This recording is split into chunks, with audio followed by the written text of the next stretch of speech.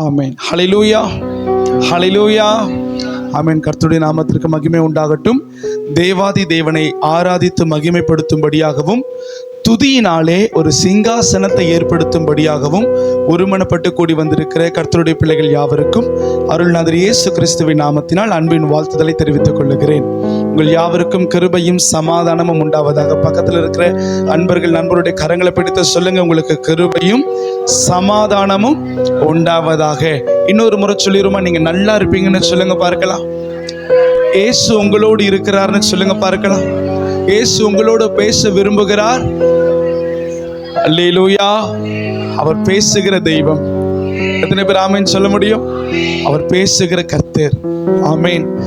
கடந்த மாதம் கடைசி சனிக்கிழமை நானும் என்னுடைய மனைவி சிஸ்டர் 2 பேரும் கர்த்தருடைய சமூகத்திலே அமர்ந்து காத்திருந்து ஜெபிக்கிறதான வேளையிலே பரிசுத்த ஆவியானவர் தம்முடைய வார்த்தையினாலே எங்களுடைய இருதயத்தை நிரப்பினார். அவர் இந்த சபையை ஆசீர்வதிக்க விரும்புகிறார். நம்முடைய சபையை சீர்படுத்த விரும்புகிறார்.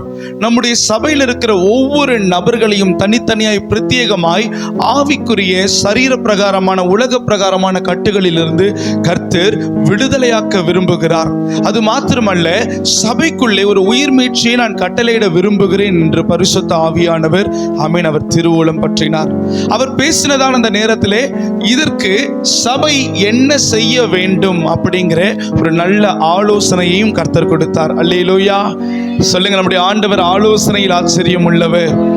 அவர் சபையை ஆசீர்வதித்து சபை என்கிற தன்னுடைய மனவாட்டியை சீர்படுத்தவும் மனவாட்டி விடுதலையோடு கூட கர்த்தரை துதித்து ஆராதிக்கவும் அவர் விரும்பி சபைக்கு ஒரு ஆலோசனையை கொடுத்தார். அதுதான் நாள் ஒன்றுக்கு 7 மணி நேரம் தொடர்ந்து துதித்து 21 நாள் ஆண்டவருடைய சமூகத்திலே சபை காத்திருக்க வேண்டும் என்று கர்த்தர் கிருபையாய் பேசினார்.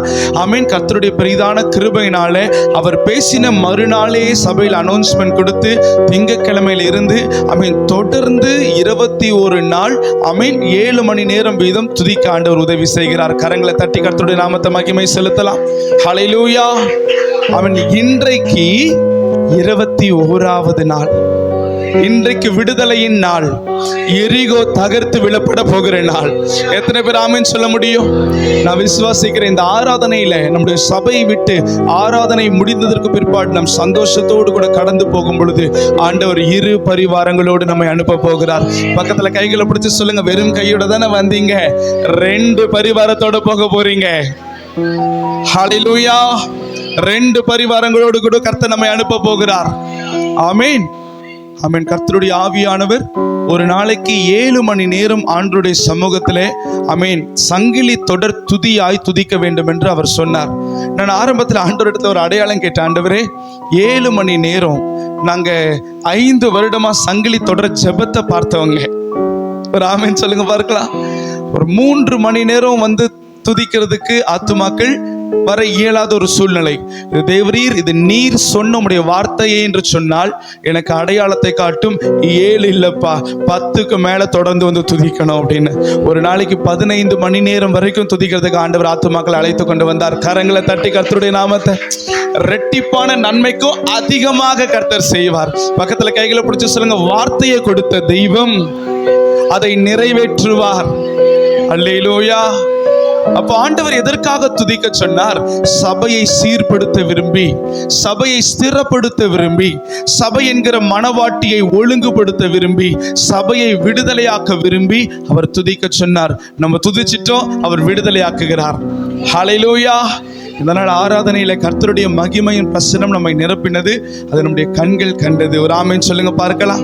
ஆமேன். துதியினாலே ஒரு சிங்காசனத்தை ஏறெடுக்கும் பொழுது கர்த்தருடைய மகிமையின் ஆவியானவர் அந்த சிங்காசனத்தை வீற்றிருந்து கர்த்தர் நம்மை ஆசீர்வதிக்க அவர் போதுமானவராய் இருக்கிறார்.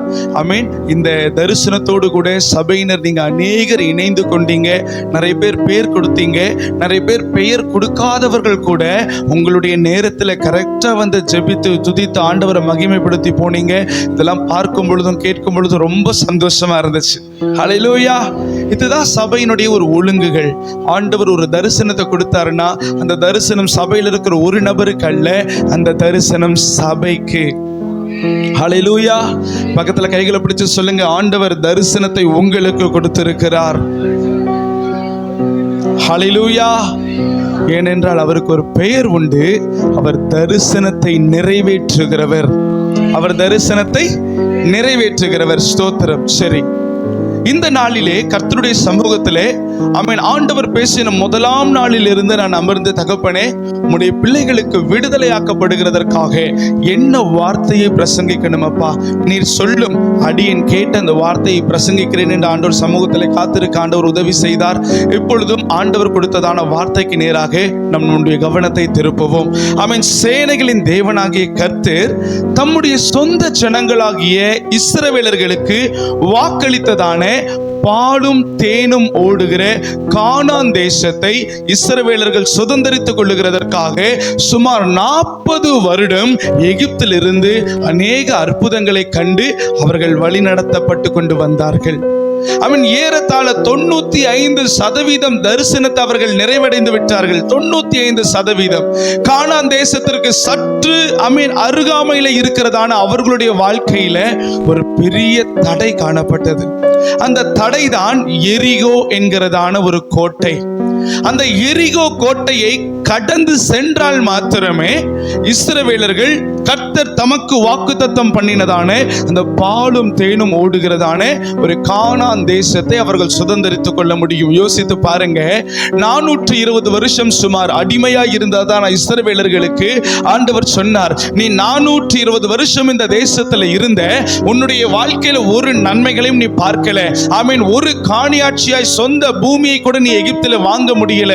ஆனால் உனக்கென்று நான் ஒரு தேசத்தையே வைத்திருக்கிறேன். அந்த தேசத்திற்கு நேராக நான் உன்னை வழி நடத்துவேன். அந்த வார்த்தையின்படியே அவர்கள் வழி நடத்தப்பட்டு வந்தார்கள். அல்லேலூயா. அப்படி வழி நடத்தப்பட்டு வந்ததான இஸ்ரவேலர்கள் அநேக யுத்தங்களை கர்த்தருடைய கிருபையினாலே ஜெயித்தார்கள். செங்கடல் 2ஆய் பிளக்கப்பட்டது. யோர்தான் 2ஆய் பிளக்கப்பட்டது. இந்த மாதிரி அநேக அற்புதங்களை கர்த்தருடைய ஆவியானவர் இஸ்ரவேல் ஜனங்களுக்கு முன்பாக செய்து அவர் 95% வாக்குத்தத்தத்தை நிறைவேற்ற ஆண்டவர் உதவி செய்தார். ஆமென் சொல்லிரோமா? ஆமென். இப்போ வாக்குத்தத்தத்தை சுதந்தரித்துக் கொள்ளுகிறதற்கு இன்னும் எத்தனை சதவீதம் தான் பேலன்ஸ் இருக்கு? பக்கத்துல கைகளை பிடிச்சு சொல்லுங்க, இன்னும் 5% தான். அந்த 5% இன்னும் 1 மணி நேரத்துல நடக்க போகுது. ஹல்லேலூயா. இன்னும் 5% தான். அந்த 1 மணி நேரத்தில் ஆண்டவர் பெரிய காரியத்தை செய்ய போகிறார். அவங்க அந்த எரிகோ கோட்டைக்கு முன்பாக வந்து நிற்கிறாங்க. அந்த எரிகோ கோட்டை அவர்களுக்கு முன்பாக பயங்கரமுமாய் விஸ்தாரமுமாய் இருக்கிறது. நான் முன்பாக உங்களுக்கு சொல்லியிருக்கிறேன், அந்த எரிகோ கோட்டை எப்படிப்பட்டதா இருக்கும் என்று சொன்னால், ஆமென், ஒரு கோட்டையில 7 ரதம், அந்த கோட்டை சுற்றி இருக்கிற மதில் சுவரில் 7 ரதங்கள் சமமாய் ஏகமாய் ஒரே திசையில செல்லுகிற அளவிற்கு அந்த எரிகோ மதில் பெரிய ஒரு மதில். அந்த மதிலை கடந்து சென்றால் தான் வாக்குத்தத்தத்தை சுதந்தரித்துக் கொள்ள முடியும். ஆமென் சொல்லுங்க பார்க்கலாம். இஸ்ரவேலர்கள் கர்த்தர் கொடுத்த வாக்குத்தத்தமான காணியாட்சியின் சொந்த பூமியாய் இருக்கிற கானான் தேசத்தை சுதந்தரித்துக் கொள்ளுகிறதற்கு ஒரே ஒரு தடை. அந்த தடையினுடைய பெயர் எரிகோ. ஏகமாய் சேர்ந்து சொல்லலாம், எரிகோ.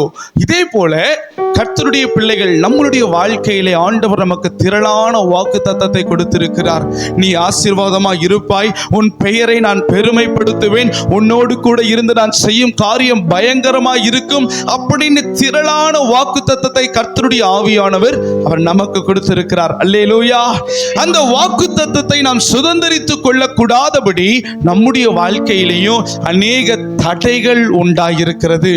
என் ஆண்டவர் சொல்லுகிறார், அவர் தடைகளை உடைக்கிற தேவன். இந்த நாளிலே உங்களுக்கு முன்பாக கடந்து சென்று தடைகளை உடைக்க போகிறார். விசுவாசிக்கிறவங்க கரங்களை தட்டி கர்த்தருடைய நாமத்தை மகிமைப்படுத்தலாம். ஹல்லேலூயா. அவர் தடைகளை உடைக்கிற சேனைகளின் பரிசுத்தர். அந்த இஸ்ரவேல் ஜனங்கள் அந்த எரிகோக்கு முன்பாக நிற்கிறதான வேளையில அவர்களுக்குள்ள ஒரு கலக்கம். ஏன்னா 95% அவர்கள் யுத்தத்தை செய்து யுத்தத்தினாலே அவர்கள் களைத்து போயிருந்தார்கள். எப்படி இருந்தாங்க? இப்ப நம்மளாம் இருக்கிறோம் பாத்தீங்களா, ஒரு சில நாட்கள்ல புதன் வியாழக்கிழமை ஆச்சு, ஞாயிற்றுக்கிழமை நம்மளாம் பெரிய பரிசுத்தவான்கள், பெரிய வல்லவர்கள். ஆனா புதன்கிழமை ஆயிடுச்சுன்னா என்ன ஆகிரும் சொல்லுங்க பார்க்கலாம்? இறங்கிறோம். ஆமென். ஹல்லேலூயா. இறங்கிறோம். ஆனா இந்த இஸ்ரவேல் ஜனங்களுக்கு அதே போல 95% யுத்தங்களை முடித்து பக்கத்துல வந்து நிக்கிறாங்க. அவங்க கண்ணால ஏறெடுத்து பார்க்க முடியாத அளவிற்கு ஒரு கோட்டை தடையாய் நின்று கொண்டிருக்கிறது.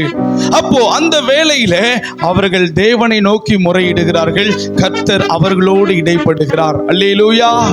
அவர்களோடு இடைப்படுகிறதான வேளையில கர்த்தர் அநேக ஆலோசனைகளை கொடுக்கிறார். அந்த காரியத்தை குறித்து நம்ம பார்க்க போகிறோம். ஹல்லேலூயா.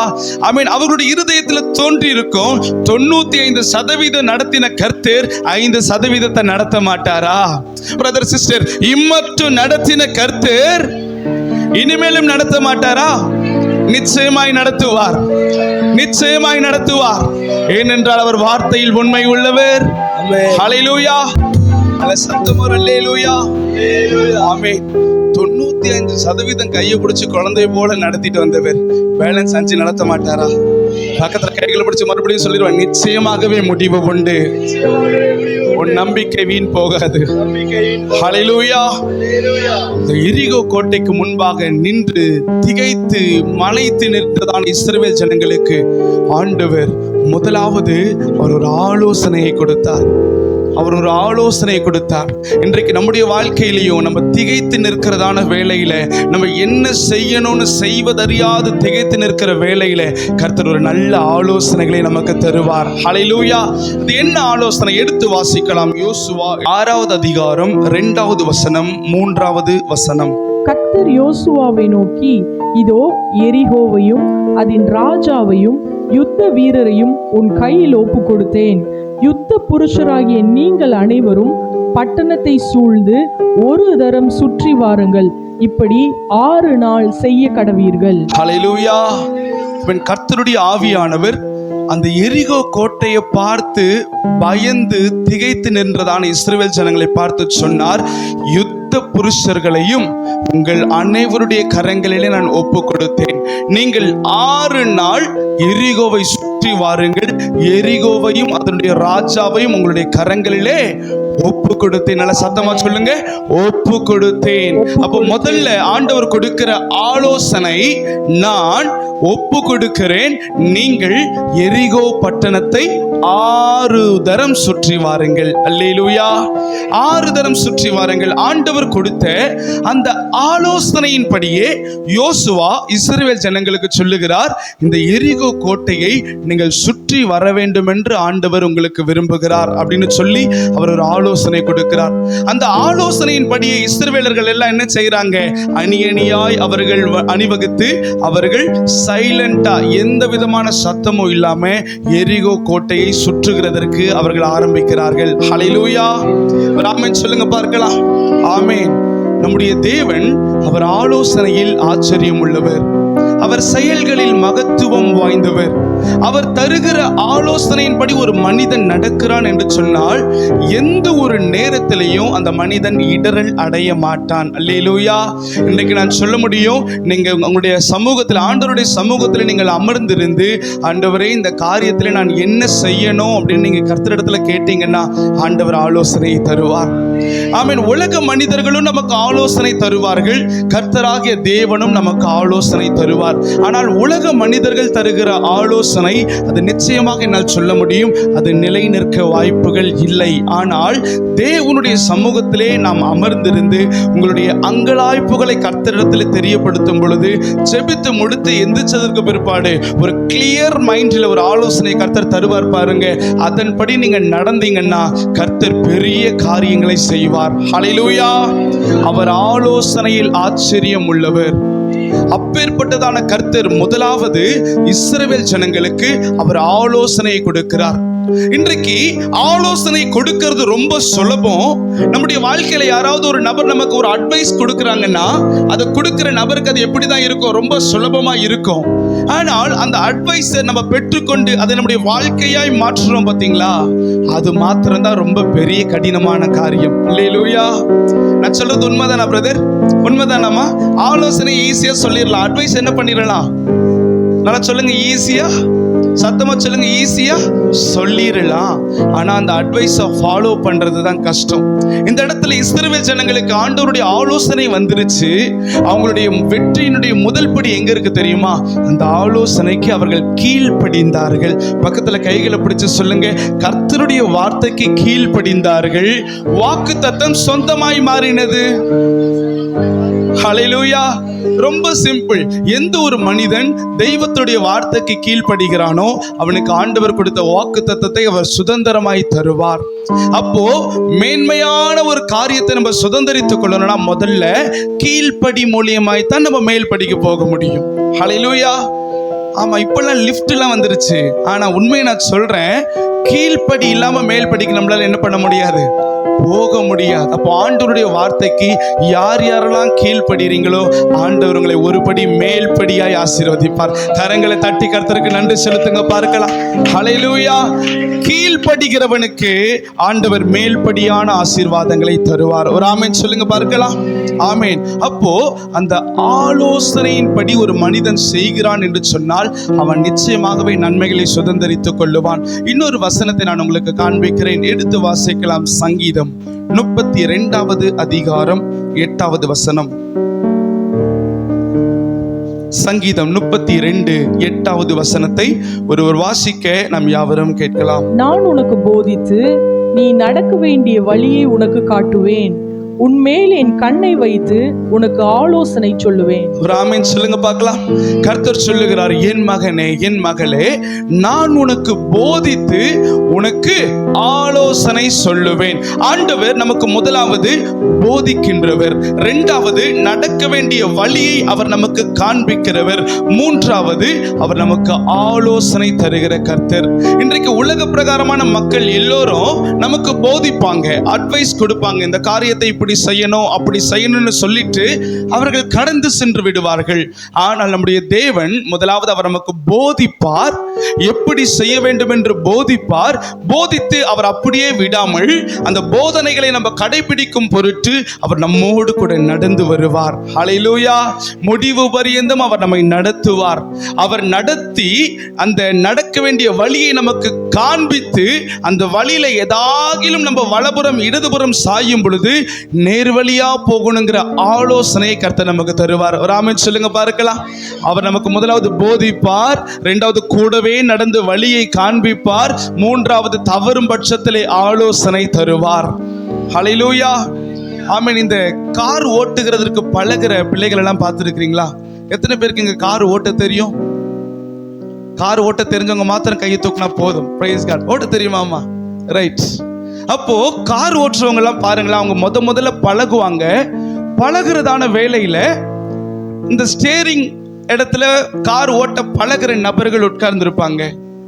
இந்த சைடு இருக்கிற ஃப்ரண்ட் சீட்ல நல்ல ஒரு எக்ஸ்பர்ட்டான ஒரு மனிதன் உட்கார்ந்து இருப்பார். அவர் உட்கார்ந்துட்டு முதல்ல சொல்லுவார், தம்பி இதுதான்ப்பா கிளட்சு, இதுதான் ஆக்சலரேட்டர், இதுதான் பிரேக்கு, இது அமுக்குனா என்ன ஆகும், என்ன ஆகும், நீங்க ஏன் நிக்கிறீங்க, இது அமுக்குனா என்ன ஆகும், நல்லா சத்தமா சொல்லுங்க, நின்னுடும். இதுதான் ஆக்சலரேட்டர், இது அமுக்குனா என்ன ஆகும், வண்டி போகும். இதுதான் கிளட்ச், இது அமுக்குனா என்ன ஆகும், கீர் போட முடியும். அல்லேலூயா. அப்படி அந்த நபர் தன்னுடைய ஸ்டூடெண்ட்டுக்கு எல்லாவற்றையும் சொல்லிடுவார். நம்பர் 1 அவர் போதிப்பார். இந்த இடத்துல பிரேக் இருக்குப்பா, இதுதான் ஸ்டேரிங் வியர், இதுதான் அது, இதுதான் அதுன்னு அவர் போதிப்பார். போதித்ததற்கு பிற்பாடு அந்த எல்லா உபகரணங்களையும் எப்படி ஆப்ரேட் பண்ணணும்னு அவர் சொல்லி கொடுப்பார். ஆப்ரேட் பண்ணுகிறதற்கான வழியை காண்பிப்பார். வழியை காண்பிச்சுட்டு கொஞ்சம் வண்டி மூவ் ஆகுறதான வேலையில அந்த ஓட்டுற டிரைவர் சீட்ல இருக்கிறவருக்கு எப்படி இருக்கும், அட சந்தோஷமா இருக்கும். நானும் கார் ஓட்டுறேனே, நல்லா காரை ரோட்ல போனா ஆணு பாக்குற கூட்டமா இருப்பேன்னு நினைச்சேன். ஆனா என்னையும் ஆண்டவர் எங்க உட்கார வச்சிருக்கிறார். நான் சொல்லுவேன், ஆண்டவர் உங்களை கார் ஓட்ட வைப்பார். அல்லேலூயா. காருன்னா ஆவிக்குரிய அர்த்தத்துல அது வாகனம், அது ஊழியம் என்ற அர்த்தம். ஒரு ஆமென் சொல்லுங்க பார்க்கலாம். உங்க யாவரையும் ஆண்டவர் ஊழியத்திற்கு அழைத்திருக்கிறார். பக்கத்துல கைகளை பிடிச்சு சொல்லுங்க, ஆண்டவர் அழைத்த அழைப்பும் கிருபை வரங்களும் மாறாதவைகள். அல்லேலூயா. முதல்ல என்னென்ன காரியங்கள் என்னென்ன இருக்குன்னு சொல்லி கொடுப்பார். ரெண்டாவது அதை எப்படி உபயோகிக்கணுன்றதான வழிமுறைகளை காட்டுவார். மூன்றாவது அந்த காரை எடுத்துட்டு அவர் லெஃப்ட்ல போ, ரைட்ல போ, இண்டிகேட்டரை பாரு, பின்னாடி பாரு அப்படின்னு சொல்லிட்டு என்ன பண்ணுவார், ஆலோசனை சொல்லுவார். அப்படி ஆலோசனை சொல்லுகிறதான வேளையில அந்த கர்த்தர் என்ன தெரியுமா பண்ணுவார் நம்முடைய வாழ்க்கையில? இதே போல நம்முடைய வாழ்க்கையில நம்முடைய பிரச்சனைகளுக்கான பதிலை அவர் போதிப்பார். போதித்துட்டு அவர் நமக்கு வழியை காண்பிப்பார். வழியை காண்பித்துட்டு சும்மா இருக்க மாட்டார், அவர் நமக்கு ஆலோசனை சொல்லிக்கொண்டே இருப்பார். ஒரு ஆமீன் சொல்லுங்க பார்க்கலாம். ஆமீன். அந்த பக்கத்துல டிரைவர் சீட் பக்கத்துல இருக்கிறதான அந்த நபர் ரைட்ல திருப்ப சொல்லும் பொழுது திடீர்னு லெஃப்ட்ல திருப்பிட்டார்னு நினைச்சுக்கோங்க, என்ன ஆயிரும்? ஏன்னா புதுசா நடக்கிற ஒரு நபர், புதுசா பழகிறதான ஒரு நபர் ரைட்ல திருப்பதுக்கு பதிலா லெஃப்ட்ல திரும்பிட்டா என்ன ஆகும்? ஆனா இந்த சைட்ல இருக்கிறாரு பாத்தீங்களா, அவர்கிட்ட ஒரு கண்ட்ரோல் இருக்கும். இந்த எல்போர்டு வண்டியெல்லாம் பார்த்துருக்கிறீங்களா? இந்த சைட்ல இருக்கிறவர்கிட்டயும் அதே பிரேக் இருக்கும், அதே கண்ட்ரோல் இருக்கும். திடீர்னு ரைட்ல போறதுக்கு பதிலாக லெஃப்ட்ல போய் ஆக்சிடென்ட் ஆகிற சூழ்நிலை வருதுன்னா இவர் சடார்னு பிரேக் போட்டு அவரை காப்பாத்திடுவார். ஒரு ஆமீன் சொல்லுங்க பார்க்கலாம். சத்தமா ஒரு ஆமீன் வரட்டுமே. அல்லேலூயா, ஆமீன். அதே போல நம்முடைய ஆண்டவர் நம்மளுக்கு வழியை போதிப்பார், அவருக்கு நமக்கு ஆலோசனை தருவார். அந்த ஆலோசனையின்படி நம்ம கீழ்ப்படியும் பொழுது ஏதாகிலும் தவறுகிற வேளையில அவர் நமக்கு பெரிய காரியத்தை பாதுகாத்து நம்மை நடத்த அவர் போதுமானவராக இருக்கிறார். முதல்ல ஆண்டவர் தருகிற ஆலோசனைக்கு இஸ்ரவேல் ஜனங்கள் என்ன செய்தார்கள்? கீழ்ப்படிந்தார்கள். ஒரு ஆமென். என்ன செய்தார்கள்? இன்னும் ஒரு முறை சொல்ல கேட்கலாம், இன்னும் ஒரே ஒரு முறை சொல்ல கேட்கலாம். கீழ்ப்படிந்தார்கள். அப்போ ஆண்டவர் நம்மை ஆசீர்வதிக்கிறதற்கு ஒரு ஆலோசனை கொடுத்தார். என்ன ஆலோசனை? நாள் ஒன்றுக்கு 7 மணி நேரம் வீதம் 21 நாள் என் சமூகத்திலே தொடர் துதியோடு காத்திருக்க வேண்டும். ஒரு ஆமேன். அந்த ஆலோசனை பெற்றுக்கொண்ட நாம் இஸ்ரவேல் ஜனங்களைப் போல கீழ்ப்படிந்திருக்கிறோம். அல்லேலூயா, கீழ்ப்படிந்திருக்கிறோம். அப்போ கீழ்ப்படுகிறவர்களுக்கென்று ஒரு உன்னத ஆசீர்வாதங்களை கர்த்தர் வைத்திருக்கிறார். அது நமக்கென்று வைத்திருக்கிறார். சொல்லுங்க, எனக்கென்று வைத்திருக்கிறார். சொல்லுங்க, என் சபைக்கென்று ஆண்டவர் வைத்திருக்கிறார். அல்லேலூயா. அப்ப கீழ்ப்படிஞ்சாலே ஒரு உன்னத ஆசீர்வாதத்திற்கு பங்காளிகளாய் கர்த்தர் நம்மை மாற்றுவார். அல்லேலூயா. முதல்ல வாக்குத்தத்தத்தை சுதந்தரித்துக் கொள்ளுகிறதற்கு இஸ்ரவேலர்கள் கீழ்ப்படிந்தார்கள். அந்த கீழ்ப்படிதான் எந்த ஒரு ஆசீர்வாதத்துக்கும் முதல் காரண கர்த்தாவா இருக்கிறது. இன்னைக்கு நம்மளுடைய வாழ்க்கையிலையும் நம்ம ஏதாவது ஒரு காரியத்துல கணவன் மனைவி சொல்ற வார்த்தைக்கு கீழ்ப்படியலைன்னா, மனைவி கணவன் சொல்ற வார்த்தைக்கு கீழ்ப்படியலைன்னா, குடும்பத்துல பெற்றோர்கள் சொல்லுகிற வார்த்தைக்கு பிள்ளைகள் கீழ்ப்படியலைன்னா அந்த குடும்பத்துல வேதனைகள் பெருகி இருக்கும். அப்போ ஆண்டவருடைய பிள்ளைகளும் நாமும் ஆண்டவருடைய வார்த்தைக்கு கீழ்ப்படியலைன்னா நம்முடைய குடும்பத்துல நம்முடைய வாழ்க்கையில வேதனைகள் பெருக வாய்ப்புகள் உண்டு. ஆனால் நம்ம கீழ்ப்படிஞ்சிட்டோம், சந்தோஷத்தை கர்த்தர் தருவார். கரங்களை தட்டி கர்த்தருக்கு நன்றி செலுத்துங்க பார்க்கலாம். ஹல்லேலூயா. முதல்ல ஆலோசனைக்கு இஸ்ரவேல் ஜனங்கள் என்ன செய்தார்கள்? கீழ்ப்படிந்தார்கள். இரண்டாவது, இஸ்ரவேல் ஜனங்கள் அந்த வாக்குத்தத்தமான கானான் தேசத்தை சுதந்தரித்துக் கொள்ளுகிறதற்கு நடுவில் இருக்கிற தடைகளை உடைக்கிறதற்கு இன்னொரு காரியத்தை செய்தார்கள். முதல் காரியம் என்ன செஞ்சாங்க? எல்லாம் சத்தமா சொல்லுங்க. கீழ்ப்படிந்தார்கள். Very good. இன்னொரு காரியம் எடுத்து வாசிக்கலாம். யோசுவா 6வது அதிகாரம் 6வது வசனம். அந்தபடியே நூனின் குமாரனாகிய யோசுவா ஆசாரியரை அழைத்து உடன்படிக்கை பெட்டியை எடுத்துக்கொண்டு போங்கள். ஆமென். போதுமா?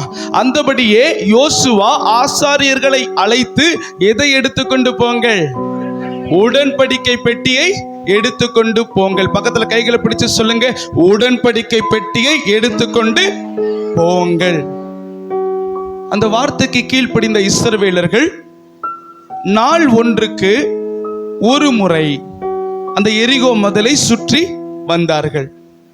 நான் உங்ககிட்ட ஒரு கேள்வி கேட்கிறேன். அந்த எரிகோ கோட்டை குறித்து நான் உங்களுக்கு சொன்னேன், அது பாதுகாப்பான ஒரு கோட்டை. வசனம் சொல்லுகிறது அந்த எரிகோ கோட்டை வழியாய் யாரும் உட்பிரவேசிக்க முடியாது, உள்ள போனவர்கள் வெளியிலையும் வர முடியாதுன்னு அந்த இடத்துல வசனம் சொல்லுது.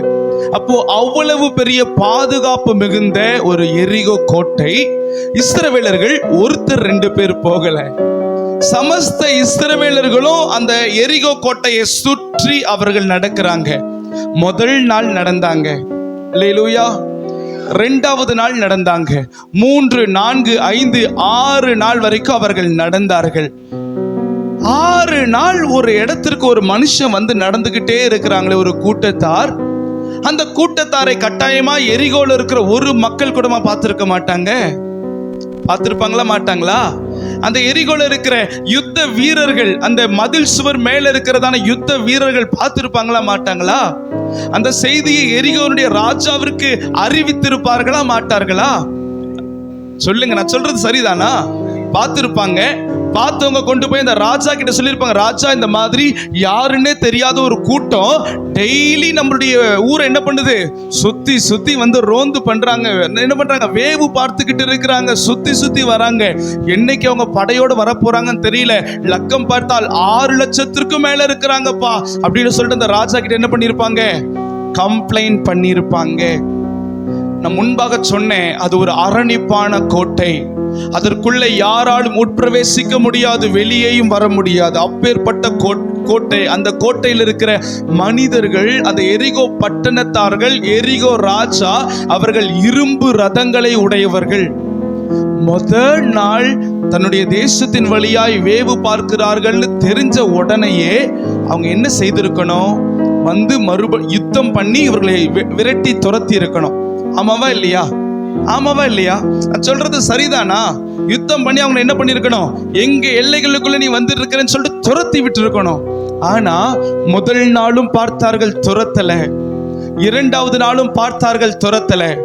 3வது நாளும் பார்த்தார்கள், என்ன பண்ணல, துரத்தல.